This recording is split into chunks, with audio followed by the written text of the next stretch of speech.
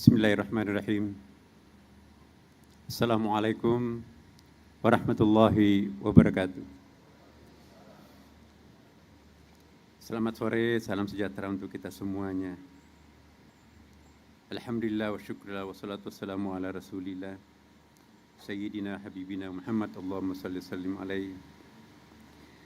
Yang sama-sama kita hormati, kita muliakan Presiden Republik Indonesia Bapak Prabowo Subianto. Yang saya hormati Menko Bidang Pembangunan Manusia dan Kebudayaan Republik Indonesia, yang terhormat Menko Bidang Infrastruktur dan Pembangunan Kewilayahan Republik Indonesia, yang saya hormati para menteri, para wakil menteri, dan yang saya hormati para pemimpin tokoh-tokoh agama yang hadir pada kesempatan ini.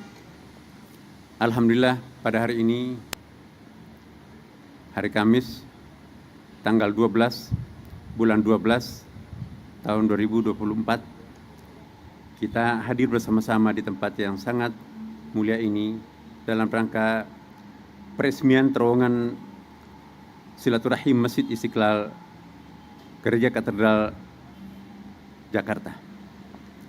Bapak Presiden yang kami hormati, izinkan saya selaku Menteri Agama sekaligus sebagai Imam Besar Masjid Istiqlal Jakarta dan juga mewakili Menteri Pekerjaan Umum menyampaikan laporan pembangunan terowongan silaturahim ini.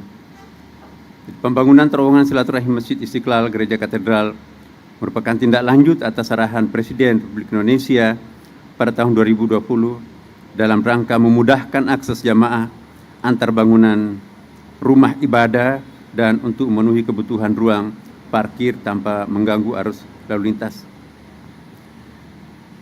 Adapun filosofi pembangunan terowongan silaturahim ini sebagai pengingat pentingnya toleransi antara umat beragama, di mana di dalamnya terdapat galeri dan diorama yang menceritakan hubungan toleransi antar umat beragama di Indonesia yang terwakili oleh hubungan antar umat maupun pengurus Masjid Istiqlal dan Gereja Katedral. Konsep hubungan ini dimanifestasikan dari kedalaman terowongan, artinya kedalaman hati antara kami pemeluk agama.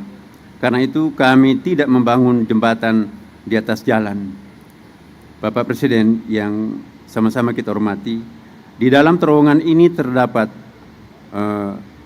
saya ulangi, di dalam terowongan ini telah dibuat diorama yang dihasilkan dari kompetisi antar seniman senior dan alhamdulillah dimenangkan oleh seniman Bapak Sunario dengan tema Wat Hati, artinya jembatan hati. Di dalamnya diperdengarkan suara atau bunyi-bunyi sebagai simbol berbagai agama dan diperindah dengan cahaya yang tidak putus pada railing terowongan silaturahim sekaligus menjadi simbol jabat tangan. Kami juga membangun tempat parkir kendaraan dengan kapasitas 800 sampai 1000 kendaraan mobil yang dapat kami pergunakan bersama antar jemaah Masjid Istiqlal Jakarta dan juga jemaah Gereja Katedral. Bapak Ibu dan Bapak para hadirin yang saya muliakan, pembangunan terowongan silaturahim ini dilaksanakan selama 280 hari ya, dengan menggunakan APBN sebesar 38,9 miliar. Ruang lingkup pekerjaan yang dilakukan yaitu pekerjaan terowongan silaturahim, shelter sisi Istiqlal, shelter sisi Katedral, dan juga kami sampaikan kepada Bapak Presiden, kami juga bekerja sama dengan kereta api yang membuat semacam shelter tersendiri untuk Istiqlal dan juga sekaligus dimanfaatkan oleh Katedral. Kemudian juga pengerasan di atas terowongan dan landscape area shelter. Perkerasan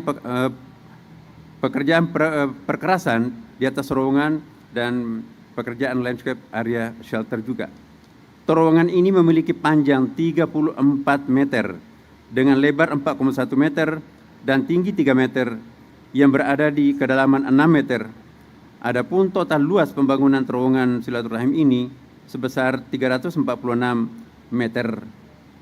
Banyak pihak yang terlibat di dalam pembangunan terowongan ini seperti yang tadi disampaikan oleh Wakil Menteri PU. Bapak dan Ibu sekalian yang saya hormati, kami berharap dengan terbangunnya terowongan silaturahim ini akan memudahkan akses jamaah antar bangunan ibadah serta menjadi simbol toleransi antara umat beragama. Bapak Presiden yang saya hormati, saya juga ingin menyampaikan bahwa alhamdulillah belum lama ini juga Istiqlal mendapatkan Award International Excellence in Design for Greater Efficiency atau EDGE dari World Bank Bandung, Washington DC. Karena yang dinilai adalah penghematan, kita menghemat 38% energi dengan melalui solar system, dan air wudhu serta air-air yang terbuang di Istiqlal itu ditampung dalam satu bak, tidak ada setetes pun yang jatuh ke got, dan itu langsung direcycle, bisa langsung diminum. Kemudian juga kami sampahnya pun juga kita punya pabrik sampah sehingga tidak ada mobil sampah, itu pun juga langsung bernilai ekonomi, plastiknya dipres kemudian bernilai ekonomi, bahkan kotoran manusia pun juga diolah menjadi energi, itulah yang dipakai untuk masak di kompor dan seterusnya di lingkungan Masjid Istiqlal ini. Di Istiqlal juga banyak sekali menampilkan kegiatan-kegiatan internasional seperti yang Bapak Presiden bisa lihat.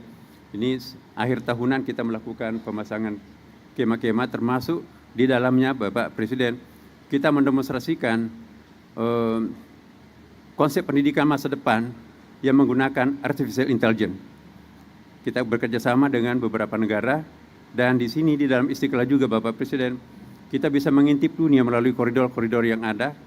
Ada beberapa diantaranya misalnya ada ruang khusus Cornell China dan Amerika, kemudian juga negara-negara yang lain, sehingga mereka juga melakukan kegiatan, termasuk diantaranya adalah kursus-kursus bahasa asing gratis.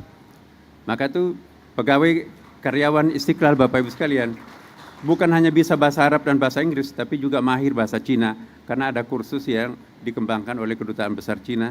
Demikian juga bahasa Ibrani atau bahasa Hebrew, bahasa Aramai, dan juga bahasa Persia, dan termasuk juga bahasa Indonesia untuk para diplomat dan orang-orang asing. Semuanya kita free melalui kelas-kelas yang kita bangun secara luxury di bawah Bapak Presiden. Dan mungkin karena itu, maka Imam Besar Masjid Istiqlal dinobatkan sebagai President of International Grand Imam Associations. Kemudian, ya, pendidikan juga. Kita punya lembaga pendidikan di sini, Pak Presiden. Mulai dari taman kanak-kanak sampai kepada program PhD Doktor kerjasama dengan Universitas PTIK Jakarta. Dan alhamdulillah ini yang sangat mengharumkan nama bangsa Indonesia. Karena pendidikan kader ulama ini pertama kali dilakukan secara formal di Indonesia. Tadi pagi Bapak Presiden kita mewisuda sekitar 40 sarjana pendidikan kader ulama, dan 6 bulan di antara mereka itu melanjutkan short course-nya di Al-Azhar, dan 6 bulan juga di Amerika Serikat. Dan termasuk Presiden University yang kita ajak kolaborasi adalah hadir juga Presiden Hafaz Seminari Internasional di sini Bapak Ibu sekalian. Dan insya Allah negara-negara lain juga meminta agar alumni pendidikan kader ulama Indonesia ini dikirim ke beberapa negara. Kami mendapatkan permintaan dari Jepang, Korea Selatan, dan juga bahkan Emirat Arab dan Qatar dan Amerika Serikat sendiri. Kami nanya kenapa bukan meminta dari Timur Tengah. Kami yakin bahwa Islam yang dikembangkan di Indonesia adalah kompatibel dengan ideologi negara kami. Bapak Presiden, inilah gambaran singkat yang kami sampaikan kepada Bapak Presiden. Kita mohon agar Masjid Istiqlal dan gereja katedral ini nanti menjadi satu kebahagiaan tersendiri, karena sebentar lagi akan hari Natal, dan dengan demikian sekitar 1000 kendaraan bisa ditampung dan sudah bisa dilewati oleh teman-teman kita yang beragama Kristen Katolik untuk melewati tunnel trans tadi. Demikian, wallahu muwaffiq ila aqwamit thariq. Wassalamualaikum warahmatullahi wabarakatuh.